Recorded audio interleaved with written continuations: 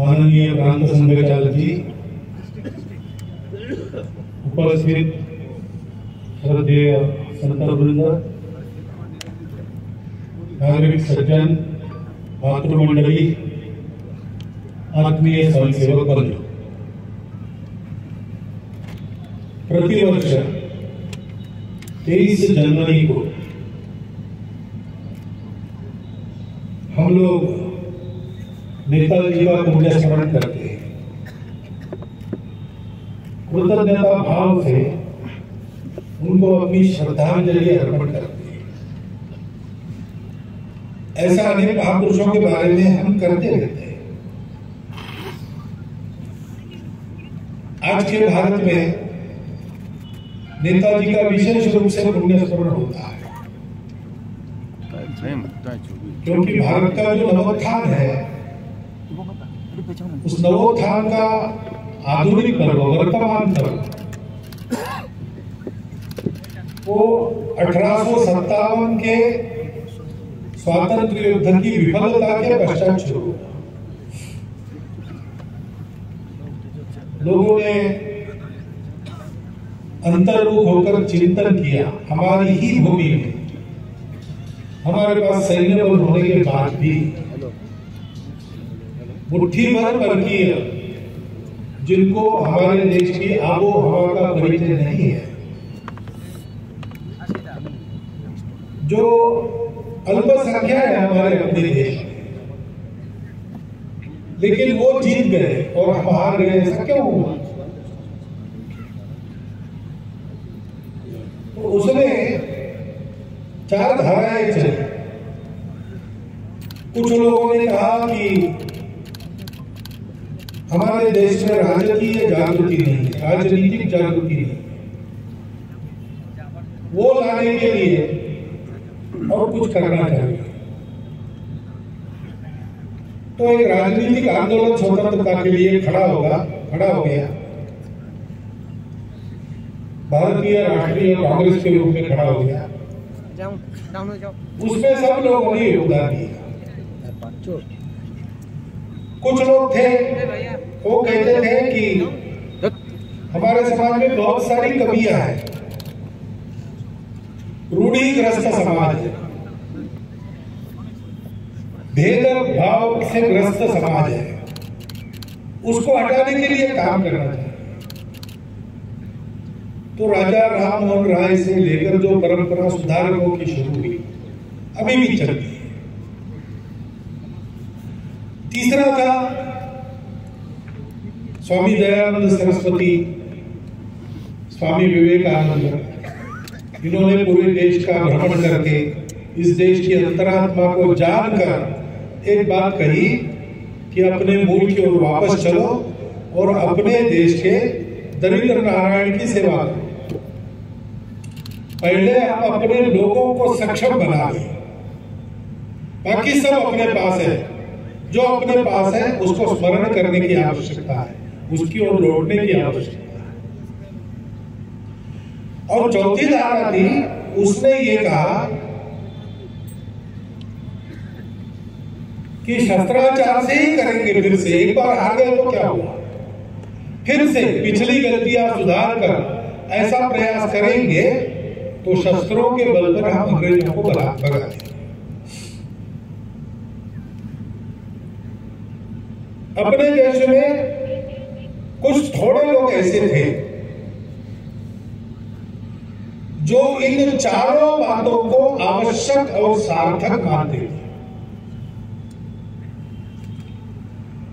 4 दिशाओं से ये 4 प्रयत्न चले, सबका मिलके जो फल मिलेगा वो सबसे अच्छा होगा, उससे स्वतंत्रता आएगी, उसके अपने राष्ट्र का उत्थान होगा, उससे अपने समाज के लोग दूर होंगे। और इसलिए सभी में उनका योगदान था। जिस परिस्थिति में जो आवश्यक वो पहले करना, ऐसी व्यावहारिक नीति लेकर वो चले।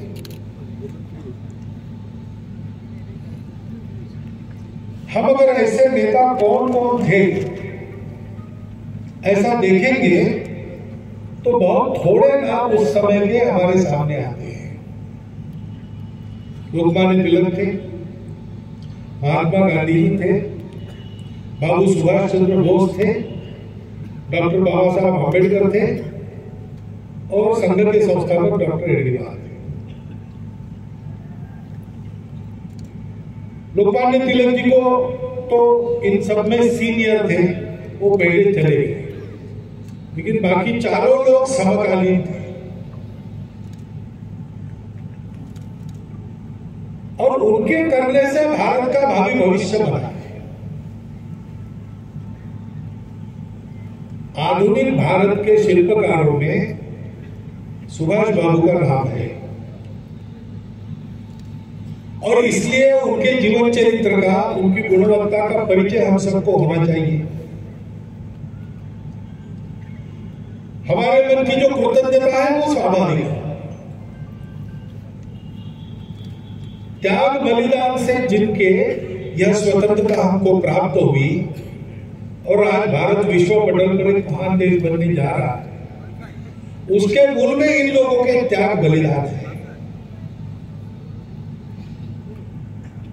और इसलिए कृतज्ञता पूर्वक सुभाष बाबू को हम याद करते हैं।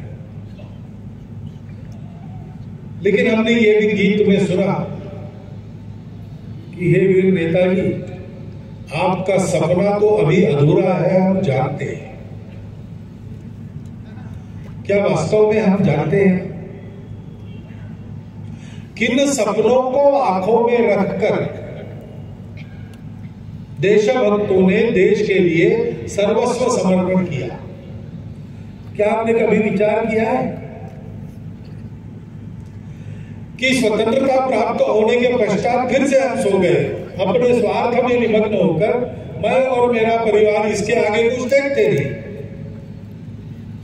अहंकार, स्वार्थ और भेद की बेड़ियां जैसे पहले थी वैसे ही रख कर अगर हमें कर्मकांड के नाते ये स्मरण करते तो उसका उपयोग नहीं है। और इसलिए हम लोगों को आवश्यक है कि आज के दिन नेताजी का हमारी पीढ़ियों पर जो उपकार है उसका हम कृतज्ञता पूर्वक स्मरण करें, उनको श्रद्धांजलि दें। नेताजी ने अपने जीवन में देश के लिए जो जो किया उसके गौरव का हम वर्णन करें और उसके लिए नेताजी की जो तपस्या थी, उस तपस्या के आधार पर जिस गुणवत्ता का उन्होंने परिचय दिया, उस तपस्या का और उस गुणवत्ता का अनुसरण करें। इस दृष्टि से जब नेताजी का चरित्र हम देखते हैं तो हमारे ध्यान में पहली बात आती है उत्कट देशभक्ति।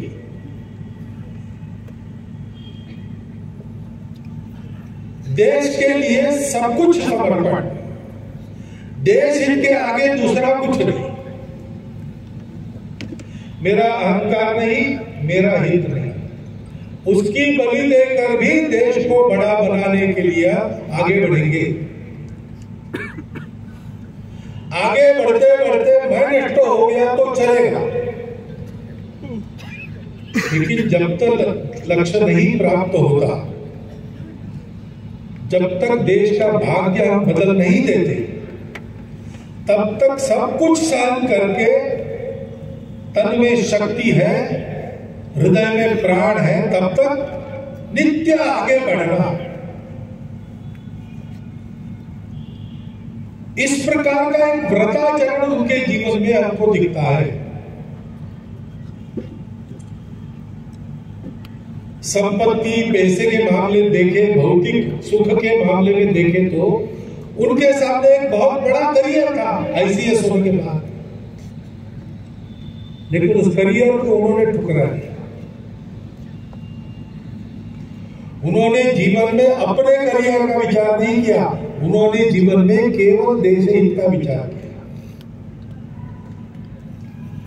इस जीवन में अपने सुख का विचार नहीं करना, वो काम अगले जन्म के लिए छोड़ दिया।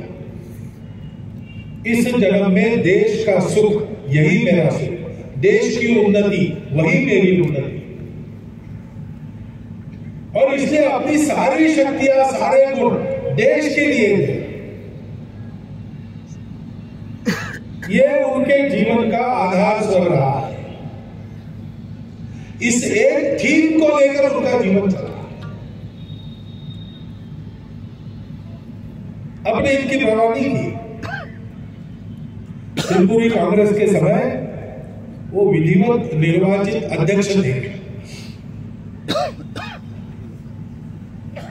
गांधी जी का विरोध था, क्यों था वगैरह मुझे मालूम था, हम सब जानते हैं।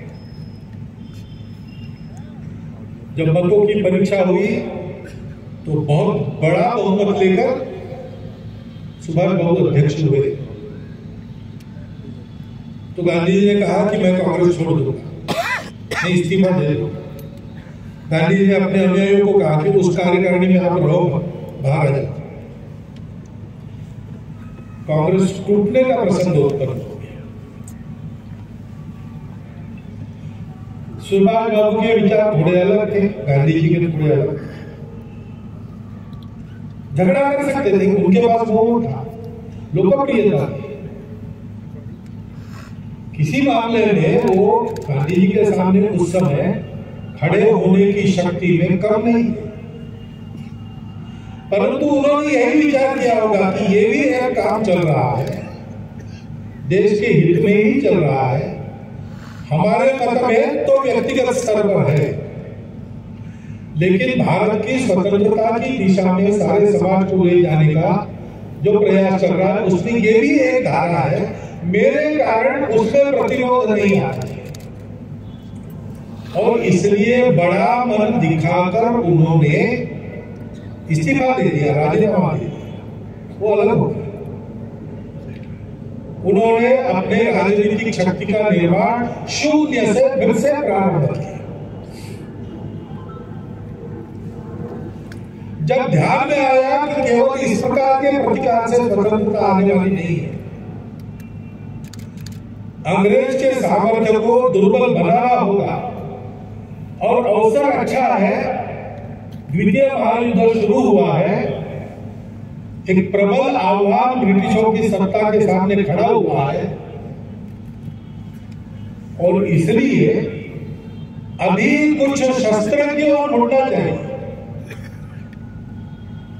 तो उन्होंने इस वक्त के जो कार्यकर्ता भारत में थे, जो नेता थे, उनके साथ परामर्श करके एक व्यापक योजना के लिए अभूतपूर्व साहस,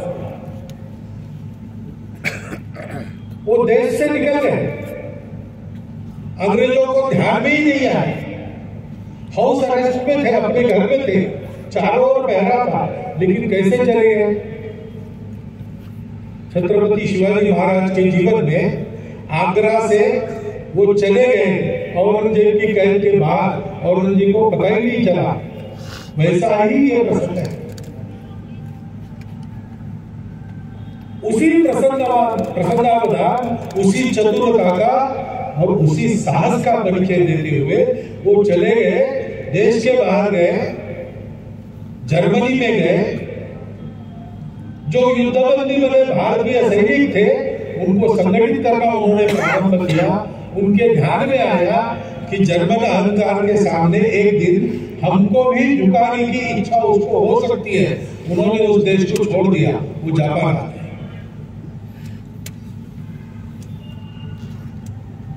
और रास बिहारी बसु से मिलकर उन्होंने भारत के बाहर भारत की पहली स्वतंत्र सरकार स्थापन की, आजाद हिंद सरकार। उसकी सेना का निर्माण किया और सेना को लेकर चढ़ के आए, भारत के दरवाजे पर दस्तक देने लगे। भारत की सीमा के अंदर प्रवेश कर गए। आज भी प्रतिवर्ष 3 जनवरी को जहां तक वो पहुंचे थे, वहां उनका स्मरण किया जाता है। भारतीय सेना के अधिकारी वहां जाते हैं। देश में जन जागृति हुई थी, सामान्य आदमी रास्ते पर आया था। ब्रिटिश सरकार सोच रही थी कि अपने बल से उसको नवाएंगे, जलियांवाला बाग जैसा कत्लेआम फिर करेंगे। परंतु जब उन्होंने देखा कि हमारी सेना में जो भारतीय है वो हमारा ट्रेनिंग लेके स्वतंत्रता के लिए खड़े हो गए, अब हमारी सेना हमारे हाथ में नहीं रही, तो दोनों तरफ से उनका पद समाप्त हो गया, उन्होंने देश को छोड़ने का निर्णय उनको लेना पड़ा। ये उनका कर्तृत्व है।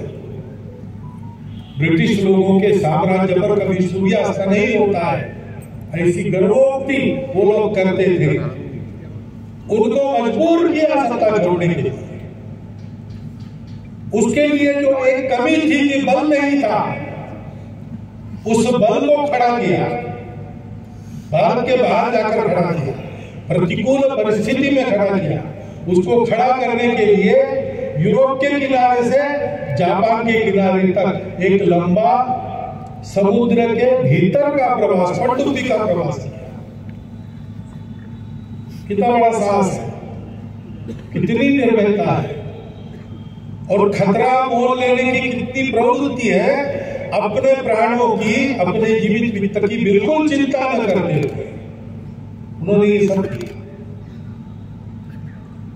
पूरा जीवन देश के लिए जीवन था, उत्कट देशभक्ति उनके जीवन का मंत्र था, उनके जीवन की थीम थी। सब बातों के ऊपर देश। अनेक प्रांत है, अनेक भाषा है, अनेक जाति उपजाति है, अनेक पंथ संप्रदाय पंजाब है, सब कुछ अलग अलग होने के बाद भी इस सबसे ऊपर हमारा भारत। उस भारत माता की हर संतान मेरी अपनी संतान, मेरा अपना बंधु मित्र भाई, उसका कल्याण मेरे जीवन के साथ हो, मेरा जो उसके कल्याण में लगे, इसलिए सर्वस्व को त्याग देना। ऐसा जीवन उन्होंने किया। और ये केवल बातों से नहीं होता, इसकी तैयारी करनी पड़ती।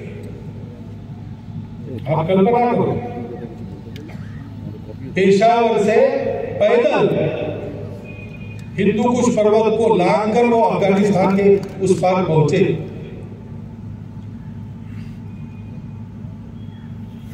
कितना खतरा, कितना कष्ट किया होगा उन दिनों में। ऐसे जाना, कहां रहे होंगे, क्या खाया होगा। आजाद हिंद फौज का पूरा वृत्तांत जो सुनते, वो अफसर के नाते कभी अलग नहीं रहे, सेना के साथ ही चले। आजाद हिंद फौज को पीछे जाना पड़ा तो उस पीछे हाट में सुभाष बाबू के साथ थे। दूर बैठकर उनको नियंत्रित नहीं कर रहे थे, वो भी पैदल चल रहे थे। वो भी जो मिलता है, जितना मिलता है उतना खाकर उनके साथ चले। देशभक्ति आसान काम नहीं है, लोहे के चने चबाने पड़ते हैं। शरीर मन बुद्धि को उसके लिए तैयार करना पड़ता है। उसको ऐसे तैयार करने की साधना उन्होंने की।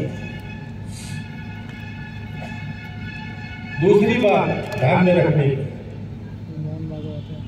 कि अपने देश के बारे में उनकी एक स्पष्ट दृष्टि थी, उसके आधार पर निश्चित लक्ष्य था।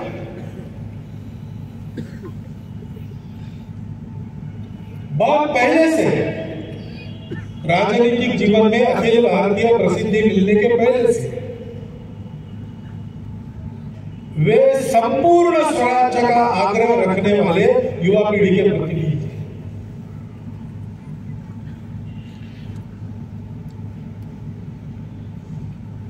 यहां कलकत्ता में कांग्रेस हुई, शायद 1924 है।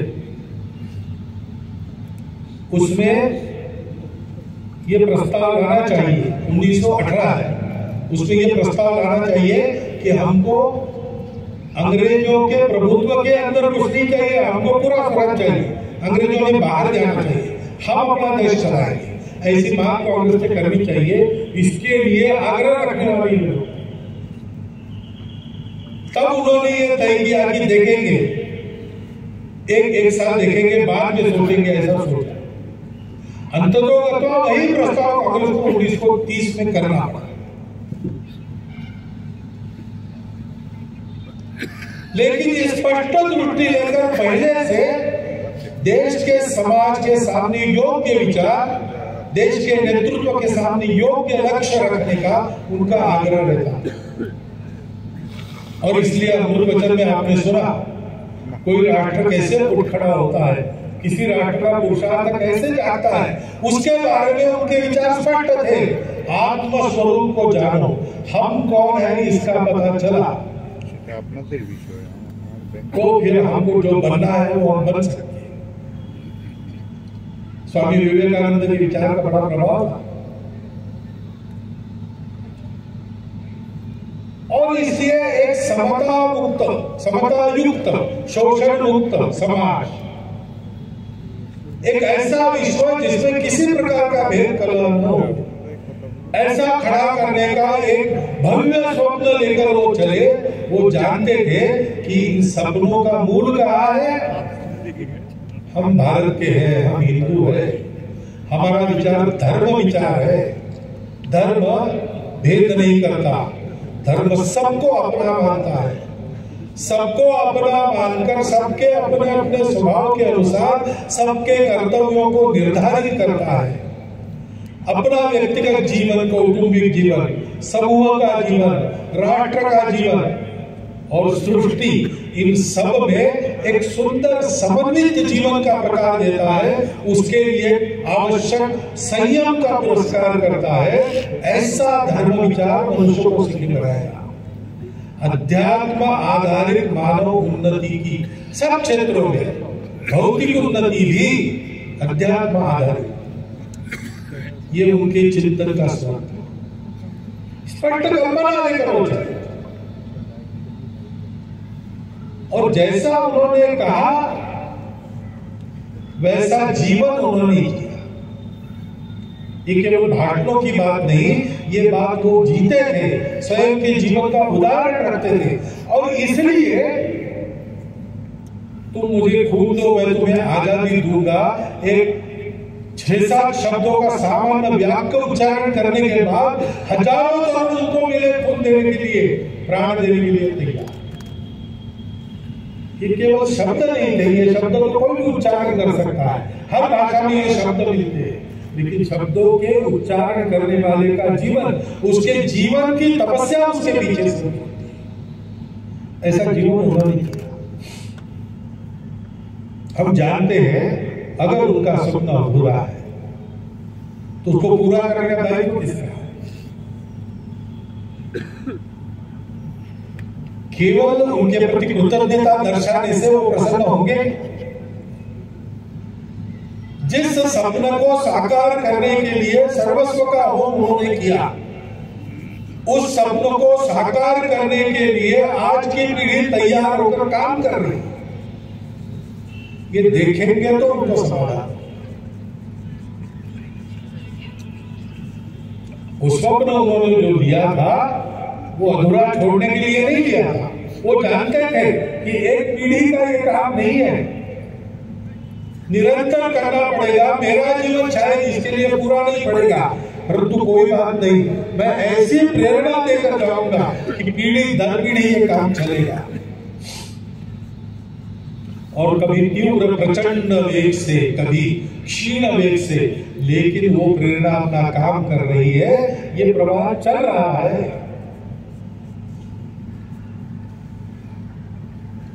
आत्मदर्शन संपन्न, चारित्र्य संपन्न पीढ़ी देश के लिए जीने मरने को खड़ी होनी चाहिए। संघ क्यों करता है? संघ उनका स्मरण क्यों करता है? प्रतिवर्ष यहाँ नेताजी प्रणाम क्यों करते हैं? उनके प्रति कृतज्ञता तो है ही, लेकिन उनके जीवन के स्मरण की प्रेरणा हमारे जीवन में परिवर्तन लाए, इसलिए करते हो। केवल इतना मन में विचार करते हैं, उसके लिए रोज परिश्रम करते हैं। अपने देश के जीवन को मोड़ देने का परिश्रम करने लायक अपना शरीर मन बुद्धि बने, ऐसा हमको करना पड़ेगा। उसके लिए वो शाखा में कार्यक्रम करते हैं। उन कार्यक्रमों को उत्कृष्ट करेंगे, सांघिक करेंगे, बिना किसी गलती के करेंगे, आनंद से उत्साह से करेंगे, तो अपना तन मन उसी शक्ति से भर जाएगा। क्योंकि ये परिश्रम इसलिए नहीं कर रहे कि मैं पहलवान बनूं, मैं कोई फिजिकली बड़ा ट्रेंड आदमी बनूं, ये हम इसलिए करते हैं कि हमको देश का काम करना है। हम शाखा में इसलिए आते हैं कि हमको अपने समाज को बड़ा बनाना है। अपने स्वार्थ का विचार न करते हुए अपने समाज, राष्ट्र, देश, धर्म, संस्कृति के हित में हम ये सारा परिश्रम करते हैं। कितना अचूक करते हैं, कितना सतत करते हैं, कितना लग कर करते हैं, इस पर अपनी शक्ति निर्भर है, कितनी शक्ति तैयार होती है। और ऐसी शक्ति जब तैयार होती है तो फिर बड़े बड़े असंभव लगने वाले काम अपने सामूहिक बल के आधार पर हम संपन्न कर लेते हैं। हम लोगों का 100 साल का अनुभव होने जा रहा है, अभी 98 साल अपने पास है। विजय चल संहता कार्य शक्ति विधायस्य धर्मस्य संरक्षणम् परम वैभवम् निर्मेतत् सुराट्। सुभाष बाबू का ध्येय, सुभाष बाबू का चिंतन और हमारा चिंतन, इसमें कोई अंतर नहीं है। हम उनको अपने पथ का आरोहण कैसे करना है, इसका एक मूर्तिमान उदाहरण मानते हैं। सबको जोड़कर, किसी के साथ कलह न करते हुए, अपने आप को सक्षम बनाते हुए, प्रामाणिकता से, निस्वार्थ बुद्धि से, तन मन धन पूर्वक पूरा होते तक इसी काम को करना है। सफलता विफलता इसकी चिंता नहीं करनी है, आशा निराशा के खेल में नहीं फंसना है, क्योंकि हम जानते हैं कि यही एक रास्ता है, दूसरा नहीं है। यही एक रास्ता है। तो एक बार विफलता मिली तो गलती दुरुस्त करके उसी रास्ते पर आगे बढ़ना। निर्नंदु नीति निपुणा यदि वा सुवन, नीति निपुण लोग निंदा करे अथवा स्तुति करे। लक्ष्मी गृहे वसतु गच्छति वा ऐश्वर्यम्। अनेक प्रकार के भौतिक लाभ हमको मिले अथवा छोड़ने पड़े, पास भी न आए। अतीव मरण वस्तु युगांतरे, आगे ही मरण प्राप्त हो जाए अथवा जीने से मरना भला, ऐसा जीवन युगांतर तक जीना पड़े। न्यायात् पथः प्रविचलन्ति पदं न धीराः। उचित अनुचित का विचार करते हुए जो न्यायपूर्ण पथ, उस पर बढ़ा हुआ कदम धीर प्रयास करने वाले पुरुष कभी पीछे नहीं लेते। सुभाष बाबू ऐसे थे। हमको ऐसा बनना है, हमको ऐसा बनकर अपने राष्ट्र को परम वैभव संपन्न बनाना है। सुभाष बाबू के सपने में उन्होंने जो देश की कल्पना की, उस देश को हमको साकार करना है। इसलिए हम उनका स्मरण करेंगे, वैसे उनको विचार से समझ लेंगे, उनके जीवन की गुणवत्ता को समझ लेंगे, उसके लिए उन्होंने किए हुए भीम प्रयासों को हम समझ लेंगे। इन महापुरुषों का अनुकरण जीवन में करना, ये उनका सच्चा स्मरण है, ये उनके लिए सच्ची श्रद्धांजलि है। अपने देश के लिए सब प्रकार के प्रयास करने वाले ऐसे निस्वार्थ बुद्धि के महाविभूतियों का स्मरण संघ अपने एकात्मता स्तोत्र में रोज करता है। ऐसे कोई दिन आता है तो निमित्त मात्र स्मरण करता है, लेकिन अपने एकात्मता स्तोत्र में रोज सुभाष बाबू का स्मरण करते हैं। वो इसीलिए करते हैं कि उन सपनों को साकार करने का बीड़ा हमने उठाया।